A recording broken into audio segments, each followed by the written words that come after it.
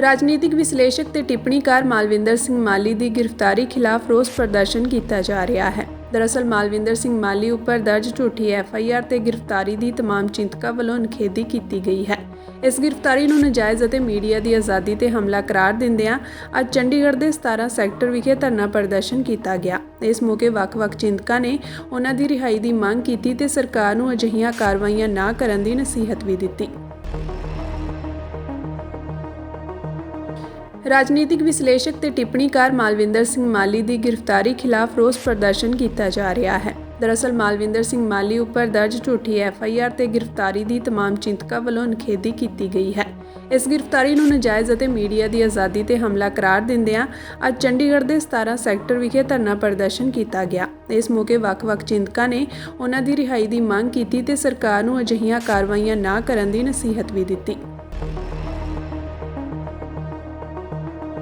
ਰਾਜਨੀਤਿਕ ਵਿਸ਼ਲੇਸ਼ਕ ਤੇ ਟਿੱਪਣੀਕਾਰ ਮਾਲਵਿੰਦਰ ਸਿੰਘ ਮਾਲੀ ਦੀ ਗ੍ਰਿਫਤਾਰੀ ਖਿਲਾਫ ਰੋਸ ਪ੍ਰਦਰਸ਼ਨ ਕੀਤਾ ਜਾ ਰਿਹਾ ਹੈ। ਦਰਅਸਲ ਮਾਲਵਿੰਦਰ ਸਿੰਘ ਮਾਲੀ ਉੱਪਰ ਦਰਜ ਝੂਠੀ FIR ਤੇ ਗ੍ਰਿਫਤਾਰੀ ਦੀ तमाम ਚਿੰਤਕਾਂ ਵੱਲੋਂ ਨਿਖੇਧੀ ਕੀਤੀ ਗਈ ਹੈ। ਇਸ ਗ੍ਰਿਫਤਾਰੀ ਨੂੰ ਨਾਜਾਇਜ਼ ਅਤੇ ਮੀਡੀਆ ਦੀ ਆਜ਼ਾਦੀ ਤੇ ਹਮਲਾ ਕਰਾਰ ਦਿੰਦਿਆਂ ਅੱਜ ਚੰਡੀਗੜ੍ਹ ਦੇ 17 ਸੈਕਟਰ ਵਿਖੇ ਧਰਨਾ ਪ੍ਰਦਰਸ਼ਨ ਕੀਤਾ ਗਿਆ। ਇਸ ਮੌਕੇ ਵੱਖ-ਵੱਖ ਚਿੰਤਕਾਂ ਨੇ ਉਹਨਾਂ ਦੀ ਰਿਹਾਈ ਦੀ ਮੰਗ ਕੀਤੀ ਤੇ ਸਰਕਾਰ ਨੂੰ ਅਜਿਹੀਆਂ ਕਾਰਵਾਈਆਂ ਨਾ ਕਰਨ ਦੀ ਨਸੀਹਤ ਵੀ ਦਿੱਤੀ।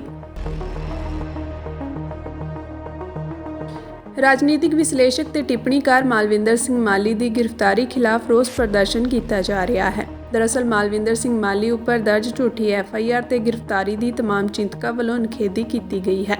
ਇਸ ਗ੍ਰਿਫਤਾਰੀ ਨੂੰ ਨਾਜਾਇਜ਼ ਅਤੇ ਮੀਡੀਆ ਦੀ ਆਜ਼ਾਦੀ ਤੇ ਹਮਲਾ ਕਰਾਰ ਦਿੰਦਿਆਂ ਅੱਜ ਚੰਡੀਗੜ੍ਹ ਦੇ 17 ਸੈਕਟਰ ਵਿਖੇ ਧਰਨਾ ਪ੍ਰਦਰਸ਼ਨ ਕੀਤਾ ਗਿਆ। ਇਸ ਮੌਕੇ ਵੱਖ-ਵੱਖ ਚਿੰਤਕਾਂ ਨੇ ਉਹਨਾਂ ਦੀ ਰਿਹਾਈ ਦੀ ਮੰਗ ਕੀਤੀ ਤੇ ਸਰਕਾਰ ਨੂੰ ਅਜਿਹੀਆਂ ਕਾਰਵਾਈਆਂ ਨਾ ਕਰਨ ਦੀ ਨਸੀਹਤ ਵੀ ਦਿੱਤੀ।